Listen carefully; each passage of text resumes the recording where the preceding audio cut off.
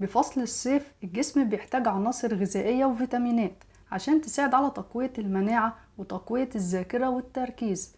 والنهاردة هنعمل مع بعض عصير الأناناس والموز عشان نساعد على تقوية الذاكرة والتركيز بإذن الله. بس يلا نعرف مع بعض أهم 7 فوائد لفاكهة الأناناس. يعتبر الأناناس مهم في تقوية الذاكرة والتركيز وبيقلل من الإصابة بالزهايمر عشان في الأناناس مضادات أكسدة. الأناناس من الفاكهة المهمة في تحسين صحة المخ عشان في الأناناس حمض الفوليك والبوتاسيوم.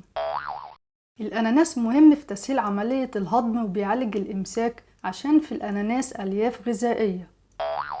الأناناس بيساعد في تقوية صحة العظام عشان في الأناناس فسفور ومنجنيز. تعتبر فاكهة الأناناس مهمة في الحفاظ على صحة البشرة عشان في الأناناس فيتامين سي. الأناناس مهم في علاج التهاب المفاصل عشان في الأناناس خصائص مضادة للالتهابات.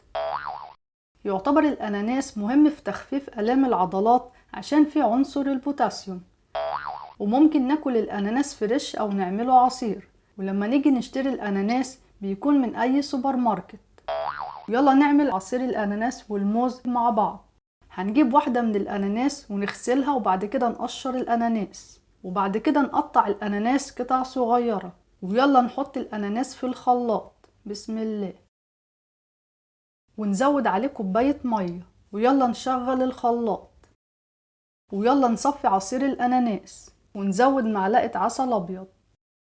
يلا هنزود صباع موز ونضيف معلقة مكسرات الفول السوداني المطحون أو أي نوع من المكسرات اللي موجودة عندنا، ويلا نشغل الخلاط، ويلا نصب عصير الأناناس والموز مع بعض. وبكده بقى عصير الأناناس والموز جاهز عشان نشربه. وكمان ده عصير مفيد وهيعجبكم جدا عشان مليان عناصر غذائية وفيتامينات.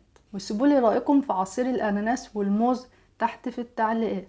وبكده يبقى احنا عرفنا النهاردة أهم 7 فوائد لفاكهة الأناناس، ازاي نعمل عصير الأناناس والموز بطريقة بسيطة تساعد على تقوية الذاكرة والتركيز بإذن الله. ولو عجبتكم الحلقة اعملوا لايك وشير للحلقة مع أصحابكم عشان يستفادوا، وما تنسوش تشتركوا في القناة وتفعلوا الجرس عشان يوصلكم كل جديد بإذن الله. وعشان القناة تكبر ويبقى فيها حلقات أكتر عايزين دعم ليكم للقناة.